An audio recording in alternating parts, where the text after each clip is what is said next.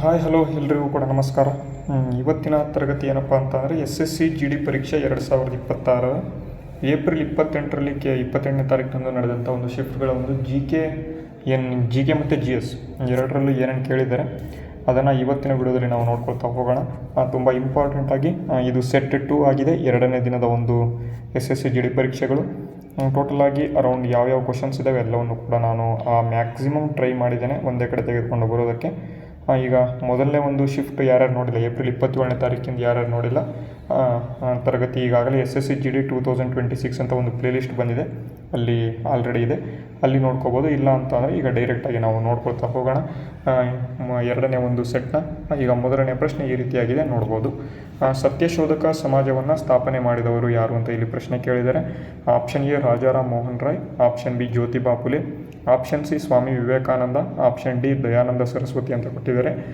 ಸತ್ಯಶೋಧಕ ಸಮಾಜವನ್ನು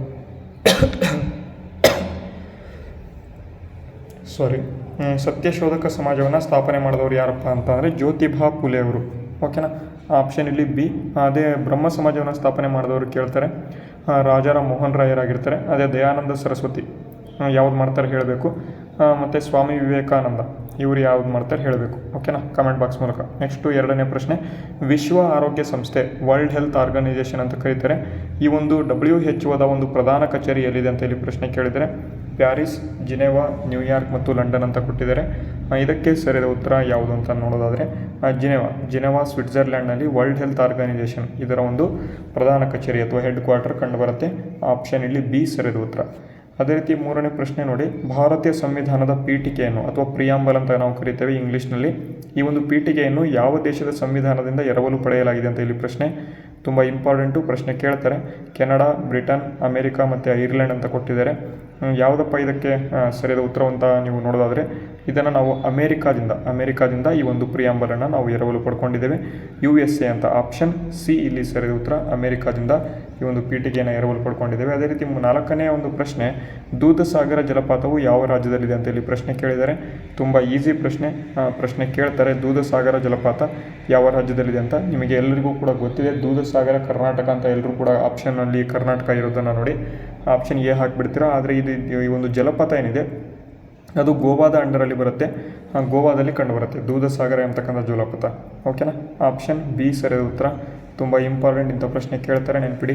ನೆಕ್ಸ್ಟು ಐದನೇ ಪ್ರಶ್ನೆ ನೋಡಿ, ಮಾನವನ ದೇಹದ ಅತಿ ದೊಡ್ಡ ಗ್ರಂಥಿ ಯಾವುದು ಅಂತಲ್ಲಿ ಕೇಳಿದರೆ ಮೇದೋಜ್ಜೀರಕ ಗ್ರಂಥಿ, ಥೈರಾಯ್ಡ್ ಗ್ರಂಥಿ, ಯಕೃತ್ತು ಮತ್ತು ಪಿಟ್ಯೂಟರಿ ಗ್ರಂಥಿ ಅಂತ ಕೊಟ್ಟಿದ್ದಾರೆ. ಮಾನವನ ದೇಹದ ಅತಿ ದೊಡ್ಡ ಗ್ರಂಥಿ ಯಾವುದಪ್ಪ ಅಂತ ನಾವು ನೋಡೋದಾದರೆ ಆಪ್ಷನ್ ಇಲ್ಲಿ ಸಿ, ಲಿವರ್ ಎಂಬತಕ್ಕಂಥದ್ದು ಅತ್ಯಂತ ದೊಡ್ಡ ಗ್ರಂಥಿ ಇದು, ಯಕೃತ್ತು ಅಂತ ನಾವು ಕರಿತೇವೆ. ಆಪ್ಷನ್ ಇಲ್ಲಿ ಸಿ ಸರಿಯಾದ ಉತ್ತರ ಆಗಿದೆ. ಅದೇ ರೀತಿ ಆರನೇ ಪ್ರಶ್ನೆ ನೋಡೋದಾದರೆ 2011ರ ಜನಗಣತಿ ಪ್ರಕಾರ ಭಾರತದ ಯಾವ ರಾಜ್ಯವು ಅತಿ ಕಡಿಮೆ ಜನಸಂಖ್ಯೆಯನ್ನು ಹೊಂದಿದೆ ಅಂತ. ತುಂಬ ಇಂಪಾರ್ಟೆಂಟ್ ಇಂಥ ಪ್ರಶ್ನೆ ಕೇಳ್ತಾರೆ. 2011ರ ಜನಗಣತಿ ಪ್ರಕಾರ ಭಾರತದ ಯಾವ ರಾಜ್ಯವು ಅತಿ ಕಡಿಮೆ ಜನಸಂಖ್ಯೆಯನ್ನು ಹೊಂದಿದೆ ಅಂತ ಇಲ್ಲಿ ಪ್ರಶ್ನೆ. ಗೋವಾ, ಸಿಕ್ಕಿಂ, ಮಿಜೋರಾಂ ಮತ್ತು ಅರುಣಾಚಲ ಪ್ರದೇಶ ಅಂತ ಇಲ್ಲಿ ಕೊಟ್ಟಿದ್ದಾರೆ. ಇದಕ್ಕೆ ಸರಿಯಾದ ಉತ್ತರವನ್ನು ನಾವು ನೋಡೋದಾದರೆ ಸಿಕ್ಕಿಂ ಅತ್ಯಂತ ಸಣ್ಣ ದೇಶ ಕೂಡ ಹೌದು. ಈ ಒಂದು ಸಿಕ್ಕಿಂನಲ್ಲಿ 2011ರ ಜನಗಣತಿ ಪ್ರಕಾರ ಅತ್ಯಂತ ಕಡಿಮೆ ಜನಸಂಖ್ಯೆಯನ್ನು ಹೊಂದಿದೆ.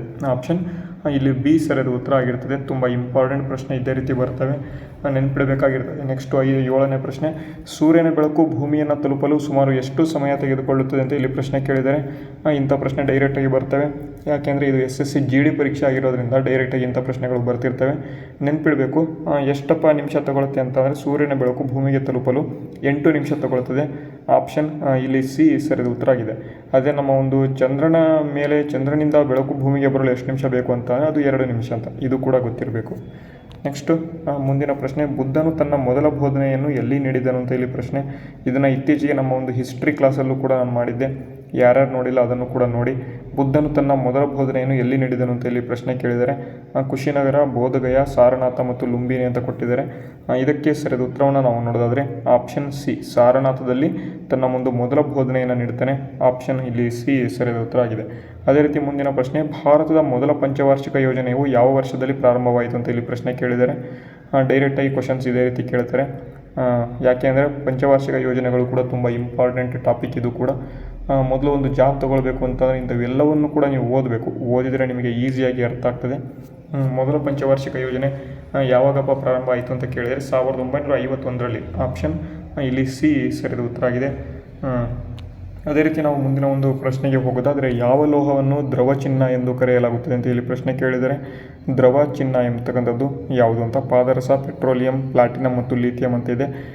ಮರ್ಕ್ಯೂರಿಯನ್ನು ನಾವು ದ್ರವ ಚಿನ್ನ ಅಂತ ಕರೀತಾರೆ. ಆಪ್ಷನ್ ಇಲ್ಲಿ ಯಾವುದಪ್ಪ ಅಂತ ಅಂದರೆ ಯಾವ ಲೋಹವನ್ನು ದ್ರವ ಚಿನ್ನ ಅಂತ ಕರೀತಾರೆ ಅಂತ ಇಲ್ಲಿ ಕೇಳಿದರೆ ಇಲ್ಲಿ ಪೆಟ್ರೋಲಿಯಮನ್ನು ದ್ರವ ಚಿನ್ನ ಅಂತ ಕರೀತಾರೆ. ಆಪ್ಷನ್ ಇಲ್ಲಿ ಬಿ ಸರಿದ ಉತ್ತರ. ಓಕೆನಾ, ಅರ್ಥ ಆಯ್ತಾ? ಮುಂದಿನ ಪ್ರಶ್ನೆಗೆ ಹೋಗೋಣ. ಕೇಂದ್ರ ಗ್ರಾಹಕ ಸಂರಕ್ಷಣಾ ಪ್ರಾಧಿಕಾರವು CCPA ಅಂತ ಕರೀತಾರೆ. ಈ ಒಂದು ಸೆಂಟ್ರಲ್ ಕನ್ಸ್ಯೂಮರ್ ಪ್ರೊಟೆಕ್ಷನ್ ಅಥಾರಿಟಿ ಅಂತ ಕರಿತೇವೆ. ಈ ಒಂದು CCPA ಯಾವ ಸಚಿವಾಲಯದ ಅಡಿಯಲ್ಲಿ ಬರುತ್ತದೆ ಅಂತ ಇಲ್ಲಿ ಪ್ರಶ್ನೆ ಕೇಳಿದರೆ ವಾಣಿಜ್ಯ ಸಚಿವಾಲಯ, ಗ್ರಾಹಕ ವ್ಯವಹಾರಗಳ ಸಚಿವಾಲಯ, ಹಣಕಾಸು ಸಚಿವಾಲಯ, ಗೃಹ ಸಚಿವಾಲಯ ಅಂತ ಇದೆ. ಇದಕ್ಕೆ ಸರಿದ ಉತ್ತರವನ್ನು ನಾವು ನೋಡೋದಾದರೆ ಇಲ್ಲಿ ಗ್ರಾಹಕ ವ್ಯವಹಾರಗಳ ಸಚಿವಾಲಯ, ಸೆಂಟ್ರಲ್ ಕನ್ಸ್ಯೂಮರ್ ಪ್ರೊಟೆಕ್ಷನ್ ಆ್ಯಕ್ಟ್ ಅಂತ ನಾವು ಕರಿತೇವೆ, ಪ್ರಾಧಿಕಾರ ಅಸೋಸಿಯೇಷನ್ ಅಂತ ಕರಿತೇವೆ. ಇದು ಗ್ರಾಹಕ ವ್ಯವಹಾರಗಳ ಸಚಿವಾಲಯದ ಅಡಿಯಲ್ಲಿ ಬರುತ್ತೆ. ಆಪ್ಷನ್ ಇಲ್ಲಿ ಬಿ ಸರಿದ ಉತ್ತರ. ಅದೇ ರೀತಿ ಮುಂದಿನ ಪ್ರಶ್ನೆ, ಭಾರತದ ಮೊದಲ ಗವರ್ನರ್ ಜನರಲ್ ಯಾರು ಅಂತ ಇಲ್ಲಿ ಕೇಳಿದರೆ ಯಾರಪ್ಪ ಭಾರತದ ಮೊದಲ ಗವರ್ನರ್ ಜನರಲ್ ಅಂತ ನೋಡೋದಾದರೆ ಲಾರ್ಡ್ ವಿಲಿಯಂ ಬೆಂಟಿಂಕ್ ಅಂತ. ಅದೇ ಇಂಡಿಪೆಂಡೆಂಟ್ ಇಂಡಿಯಾದ ಗವರ್ನರ್ ಯಾರು ಅಂತ ಕೇಳಿದರೆ ರಾಜಗೋಪಾಲಾಚಾರಿ ಅಂತ ನೀವು ಆನ್ಸರ್ ಮಾಡಬೇಕು. ಆದರೆ ಭಾರತದ ಮೊದಲ ಗವರ್ನರ್ ಜನರಲ್ ಯಾರು ಅಂತ ಕೇಳಿದರೆ ವಿಲಿಯಂ ಬೆಂಟಿಂಕ್. ಅದೇ ಭಾರತದ ಮೊದಲ ಗವರ್ನರ್ ಕೇಳಿದರೆ ವಾರನ್ ಹೇಸ್ಟಿಂಗ್, ಅದು ಕೂಡ ಗೊತ್ತಿರಬೇಕು. ವಾರನ್ ಹೇಸ್ಟಿಂಗ್ ರೆಗ್ಯುಲೇಟಿಂಗ್ ಕಾಯ್ದೆ ಮುಖಾಂತರ ಬರ್ತಾನೆ, 1773ರಲ್ಲಿ ಬರ್ತಾನೆ. ಅದೇ ಲಾರ್ಡ್ ವಿಲಿಯಂ ಬೆಂಟಿಂಕನು 1833ರಲ್ಲಿ ಏನೋ ಒಂದು ಆ್ಯಕ್ಟ್ ಬರುತ್ತೆ, ಚಾರ್ಟರ್ ಆ್ಯಕ್ಟ್ 1833 ಅಂತ. ಆ ಒಂದು ಆ್ಯಕ್ಟ್ನ ಮುಖಾಂತರ ಅಥವಾ ಕಾಯ್ದೆ ಮುಖಾಂತರ ಇವನು ಲಾರ್ಡ್ ವಿಲಿಯಂ ಬೆಂಟಿಂಕನು ಭಾರತದ ಮೊದಲ ಗವರ್ನರ್ ಜನರಲ್ ಆಗ್ತಾನೆ, ಅದು ಕೂಡ ಗೊತ್ತಿರಬೇಕು. ಅದೇ 1947ರಲ್ಲಿ ನಮ್ಮ ಒಂದು ಭಾರತವನ್ನು ಬಿಟ್ಟು ಬ್ರಿಟಿಷರು ಹೋದ ಮೇಲೆ ಭಾರತದಲ್ಲಿ ಒಂದು ಹುದ್ದೆ ಖಾಲಿ ಇರುತ್ತೆ, ಭಾರತದ ಇಂಡಿಪೆಂಡೆಂಟ್ ಇಂಡಿಯಾದ ಒಂದು ಗವರ್ನರ್ ಜನರಲ್ ಅಂತ. ಆ ಒಂದು ಗವರ್ನರ್ ಯಾರಪ್ಪ ಅಂತ ಅಂದರೆ ಡಾಕ್ಟರ್ ಸಿ ರಾಜಗೋಪಾಲಾಚಾರಿ ಅವರಾಗಿರ್ತಾರೆ. ಇಲ್ಲಿ ಆಪ್ಷನ್ ಆವಾಗ ಡಿ ಆಗುತ್ತೆ. ಓಕೆನಾ, ನೆಕ್ಸ್ಟ್ ಮುಂದಿನ ಪ್ರಶ್ನೆ, ಪೆನಿಸಿಲಿನನ್ನು ಕಂಡುಹಿಡಿದವರು ಯಾರು ಅಂತ ಇಲ್ಲಿ ಪ್ರಶ್ನೆ ಕೇಳಿದರೆ Louis pastor, Alexander Fleming, Edward Jenner, Gregor Mendel ಅಂತ ಕೊಟ್ಟಿದ್ದಾರೆ. ಪೆನಿಸಿಲಿನನ್ನು ಕಂಡುಹಿಡಿದವರು ಯಾರಪ್ಪ ಅಂತ ಇಲ್ಲಿ ಪ್ರಶ್ನೆ ಕೇಳಿದರೆ ತುಂಬ ಇಂಪಾರ್ಟೆಂಟು, ಅಲೆಕ್ಸಾಂಡರ್ ಫ್ಲೆಮಿಂಗ್. ಆಪ್ಷನ್ ಇಲ್ಲಿ ಬಿ ಸರಿದ ಉತ್ತರ ಆಗಿದೆ. ಅದೇ ರೀತಿ ಮುಂದಿನ ಪ್ರಶ್ನೆ, ಯಾವ ನದಿಯನ್ನು ದಕ್ಷಿಣ ಗಂಗೆ ಎಂದು ಕರೆಯಲಾಗುತ್ತದೆ ಅಂತ ಇಲ್ಲಿ ಪ್ರಶ್ನೆ ಕೇಳಿದರೆ ಕಾವೇರಿ, ಗೋದಾವರಿ, ಕೃಷ್ಣ ಮತ್ತು ನರ್ಮದಾ ಅಂತ ಇಲ್ಲಿ ಕೊಟ್ಟಿದ್ದಾರೆ. ಯಾವ ನದಿಯನ್ನು ದಕ್ಷಿಣ ಗಂಗೆ ಅಂತ ಇಲ್ಲಿ ಕರೀತಾರೆ ಅಂತ ತುಂಬ ಇಂಪಾರ್ಟೆಂಟು, ಗೋದಾವರಿ ನದಿಯನ್ನು ದಕ್ಷಿಣದ ಗಂಗೆ ಅಂತಲೇ ಕರೀತಾರೆ. ಆಪ್ಷನ್ ಇಲ್ಲಿ ಬಿ ಸರಿದ ಉತ್ತರ ಆಗಿದೆ. ಪ್ರಶ್ನೆ ಇದೇ ರೀತಿ ಕೇಳ್ತಾರೆ, ನೆನ್ಪಿಡಬೇಕು ಇಂಥ ಪ್ರಶ್ನೆಗಳನ್ನು. ಓಕೆನಾ, ನೆಕ್ಸ್ಟ್ ಮುಂದಿನ ಪ್ರಶ್ನೆ, ರೌಲತ್ ಕಾಯ್ದೆಯನ್ನು ಜಾರಿಗೆ ತಂದ ವರ್ಷ ಯಾವುದು ಅಂತ ಇಲ್ಲಿ ಪ್ರಶ್ನೆ ಕೇಳಿದರೆ ರೌಲತ್ ಕಾಯ್ದೆ ಅಂತ. ಓಕೆನಾ, ರೌಲತ್ ಕಾಯ್ದೆಯನ್ನು ಜಾರಿಗೆ ತಂದ ವರ್ಷ ಯಾವುದಪ್ಪ ಅಂತಂದರೆ 1919. ಜಲಿಯನ್ ವಾಲಾಬಾಗ್ ಹತ್ಯಾಕಾಂಡ ಆದ ನಂತರ ರೌಲತ್ ಕಾಯ್ದೆಯನ್ನು ಜಾರಿಗೆ ತೆಗೆದುಕೊಂಡು ಬರ್ತಾರೆ. ಅದು ಆ ಒಂದು ಕಾರಣದಿಂದಲೇ ಜಲಿಯನ್ ವಾಲಾಬಾಗ್ ಹತ್ಯಾಕಾಂಡ ಆಗುತ್ತೆ, ಅದು ಕೂಡ ನಿಮಗೆ ಗೊತ್ತಿರಬೇಕು. ಆಪ್ಷನ್ ಸಿ 1919ರಲ್ಲಿ ರೌಲತ್ ಕಾಯ್ದೆ ಬರುತ್ತೆ. ಅದೇ ಚಂಪಾರಣ್ಯ ಸತ್ಯಾಗ್ರಹ 1917, ಖೇಡಾ ಸತ್ಯಾಗ್ರಹ 1918, ರೌಲತ್ ಕಾಯ್ದೆ 1919, ಚೌರಿ ಚೌರ 1922. ಇವೆಲ್ಲವೂ ಕೂಡ ತುಂಬ ಇಂಪಾರ್ಟೆಂಟು, ಮಾಡರ್ನ್ ಇಂಡಿಯಾದಲ್ಲಿ ನಿಮಗೆ ಹೇಳ್ಕೊಡ್ತೇನೆ. ಓಕೆನಾ, ಅದೇ ರೀತಿ ಮುಂದಿನ ಪ್ರಶ್ನೆ, ಹಿಮೋಗ್ಲೋಬಿನ್ನಲ್ಲಿ ಕಂಡುಬರುವ ಪ್ರಮುಖ ಲೋಹ ಯಾವುದು ಅಂತ ಇಲ್ಲಿ ಪ್ರಶ್ನೆ ಕೇಳಿದರೆ ಮೆಗ್ನೀಷಿಯಂ, ಐರನ್, ತಾಮ್ರ ಮತ್ತು ಕ್ಯಾಲ್ಸಿಯಂ ಅಂತ ಕೊಟ್ಟಿದ್ದಾರೆ. ಹಿಮೋಗ್ಲೋಬಿನ್ನಲ್ಲಿ ಕಂಡುಬರ್ತಕ್ಕಂಥ ಪ್ರಮುಖವಾಗಿರ್ತಕ್ಕಂಥ ಲೋಹ ಯಾವುದಪ್ಪ ಅಂತ ಅಂದರೆ ಅದು ಕಬ್ಬಿಣ ಅಥವಾ ಐರನ್ ಅಂತ ಕರಿತೇವೆ. ಈ ಒಂದು ಹಿಮೋಗ್ಲೋಬಿನ್ನಲ್ಲಿ ಇದು ಕಂಡು ಬರ್ತಕ್ಕಂಥದ್ದು. ನೆಕ್ಸ್ಟ್ ಮುಂದಿನ ಪ್ರಶ್ನೆ, ಪಂಚಾಯತ್ ರಾಜ್ ವ್ಯವಸ್ಥೆಯನ್ನು ಮೊದಲು ಜಾರಿಗೆ ತಂದ ರಾಜ್ಯ ಯಾವುದು ಅಂತ ಇಲ್ಲಿ ಪ್ರಶ್ನೆ ಕೇಳಿದರೆ ಆಂಧ್ರ ಪ್ರದೇಶ, ಕರ್ನಾಟಕ, ರಾಜಸ್ಥಾನ ಮತ್ತು ಗುಜರಾತ್ ಅಂತ. ಪಂಚಾಯತ್ ರಾಜ್ ವ್ಯವಸ್ಥೆ ಯಾವ ರಾಜ್ಯದಲ್ಲಿ ಮೊದಲು ಬಂತು ಅಂತ ಇಲ್ಲಿ ಪ್ರಶ್ನೆ ಕೇಳಿದರೆ ಯಾವುದಪ್ಪ ಅಂತಾರೆ ರಾಜಸ್ಥಾನದ ನಾಗೌರ್ ಎಂಬತಕ್ಕಂಥ ಪ್ರದೇಶ. ಅದೇ ಪಂಚಾಯಿತಿಯನ್ನು ಮೊದಲು ಏನು ಎರವಲನ್ನು ಪಡ್ಕೊಂಡಿದ್ದು ಯಾವುದಪ್ಪ ಅಂತಂದರೆ ಕರ್ನಾಟಕ ಪಂಚಾಯಿತಿಯನ್ನು ತೆಗೆದುಕೊಂಡು ಬಂದಿದ್ದು ಮೊದಲು. ಆದರೆ ಪಂಚಾಯತ್ ರಾಜ್ ವ್ಯವಸ್ಥೆಯನ್ನು ಮೊದಲು ಜಾರಿಗೆ ತಂದದ್ದು ಯಾವುದಪ್ಪ ಅಂತಂದರೆ ರಾಜಸ್ಥಾನದಲ್ಲಿ ಬರುತ್ತೆ, ನಾಗೌರ್ ಡಿಸ್ಟಿಕಲ್ಲಿ ಬರುತ್ತೆ ಇದು, ಅದು ಕೂಡ ಗೊತ್ತಿರಬೇಕು. ಆಪ್ಷನ್ ಸಿ ಸರಿದ ಉತ್ತರ. ಅದೇ ರೀತಿ ಮುಂದಿನ ಪ್ರಶ್ನೆ, ಯಾವ ದೇಶವನ್ನು ಉದಯಿಸುವ ಸೂರ್ಯನ ನಾಡು ಎಂದು ಕರೆಯುತ್ತಾರೆ ಅಂತ ಇಲ್ಲಿ ಪ್ರಶ್ನೆ ಕೇಳಿದರೆ ಈಸಿ ಪ್ರಶ್ನೆ. ನೀವು ಕಾಂಪಿಟೇಟಿವ್ ಫೀಲ್ಡ್ಗೆ ಬಂದಿದ್ದೀರಾ ಅಂತಂದರೆ ಇಂಥ ಪ್ರಶ್ನೆಗೆ ನೀವು ಡೈರೆಕ್ಟಾಗಿ ಈಸಿಯಾಗಿ ಆನ್ಸರ್ ಮಾಡ್ತೀರಾ, ನಾರ್ವೆ ಅಂತ. ಆಪ್ಷನ್ ಇಲ್ಲಿ ಉದಯಿಸುವ ಸೂರ್ಯನ ನಾಡು ಅಂತ ಇಲ್ಲಿ ನಾರ್ವೆಯನ್ನು ಮಧ್ಯರಾತ್ರಿಯಲ್ಲಿ ಸೂರ್ಯ ಉದಯಿಸುವ ನಾಡು ಅಂತ ಕರಿತೇವೆ. ಅದೇ ಯಾವ ದೇಶವನ್ನು ಉದಯಿಸುವ ಸೂರ್ಯನ ನಾಡು ಅಂತ, ಸೂರ್ಯನ ಉದಯಿಸುವ ನಾಡು ಯಾವುದಪ್ಪ ಅಂತಂದರೆ ಜಪಾನ್ ದೇಶವನ್ನು ಕರಿತೇವೆ. ಮಧ್ಯರಾತ್ರಿಯಲ್ಲಿ ಸೂರ್ಯ ಉದಯಿಸುವ ನಾಡು ಯಾವುದಪ್ಪ ಅಂತ ಅದು ನಾರ್ವೆ ಅಂತ. ಓಕೆನಾ, ನೆಕ್ಸ್ಟ್ ಮುಂದಿನ ಪ್ರಶ್ನೆ ನೋಡೋಣ. ಧ್ವನಿಯನ್ನು ಅಳೆಯುವ ಮಾನದಂಡ ಯಾವುದು ಅಂತ ಇಲ್ಲಿ ಕೇಳಿದರೆ ಧ್ವನಿ ಅಥವಾ ಸೌಂಡ್ ಅಂತ ಕರಿತೇವೆ. ಇದನ್ನು ಯಾವುದರ ಮಾನದಂಡದಿಂದ ಅಳಿತಾರೆ ಅಂತ ಇದಕ್ಕೆ ಸರಿಯಾದ ಉತ್ತರ ನೀವು ನೋಡ್ಬೋದು. ಆಪ್ಷನ್ ಬಿ ಡೆಸಿಬಲಿಂದ ಅಳಿತೇವೆ. ವ್ಯಾಟ್ ಅಂತ ಹೇಳಿದೆ. ವ್ಯಾಟ್ ಹಿಂದಿನ ತರಗತಿಯಲ್ಲಿ ನಾನು ಈಗಾಗಲೇ ಹೇಳಿದ್ದೇನೆ, ಪವರ್ ಎಂಬತಕ್ಕಂಥದ್ದು. ನೆಕ್ಸ್ಟು ಹರ್ಟ್ಸ್ ಎಂಬತಕ್ಕಂಥದ್ದು ಫ್ರೀಕ್ವೆನ್ಸಿ ಆಸಿಲೇಷನ್ಸನ್ನು ಅಳಿತಾರೆ. ಕ್ಯಾಂಡೆಲಾ ಅಂತ ಇದನ್ನು ಯಾವುದರಿಂದ ಅಳಿತಾರೆ ಕಾಮೆಂಟ್ ಮಾಡ್ಬೋದು. ನೆಕ್ಸ್ಟು ಮುಂದಿನ ಪ್ರಶ್ನೆ ನೋಡಿ, ಅಂತಾರಾಷ್ಟ್ರೀಯ ಯೋಗ ದಿನವನ್ನು ಯಾವ ದಿನಾಂಕದಂದು ಆಚರಣೆಯನ್ನು ಮಾಡ್ತೇವೆ ಅಂತ ಇಲ್ಲಿ ಪ್ರಶ್ನೆ. ಇದಕ್ಕೆಲ್ಲರೂ ಕೂಡ ನೀವು ಆನ್ಸರನ್ನು ಕಮೆಂಟ್ ಬಾಕ್ಸ್ ಮೂಲಕ ತಿಳಿಸಬೇಕು. ಯಾರ್ಯಾರಿಗೆ ಗೊತ್ತಿದೆ ನೋಡೋಣ, ಎಷ್ಟು ಜನ ಕಮೆಂಟ್ ಮಾಡ್ತೀರಾ ಎಲ್ಲರೂ ಕೂಡ ನೋಡೋಣ. ಕಮೆಂಟ್ ಮಾಡಬೇಕು, ಕಮೆಂಟ್ ಮಾಡಿದರೆ ನಿಮಗೆ ಯೂಸ್ ಆಗ್ತದೆ. ಆಲ್ಮೋಸ್ಟ್ ಎಲ್ಲರಿಗೂ ಕೂಡ ಇಂಥ ಪ್ರಶ್ನೆಗಳು ಗೊತ್ತಿರ್ತವೆ. ಬಟ್ ನೀವು SSC GD ಪರೀಕ್ಷೆಗೆ ಓದ್ತಾ ಇರೋ ಕಾರಣ ತೆಗೆದುಕೊಂಡು ಬರ್ತಾ ಇದ್ದೇನೆ ಸೆಟ್ಸ್ಗಳು.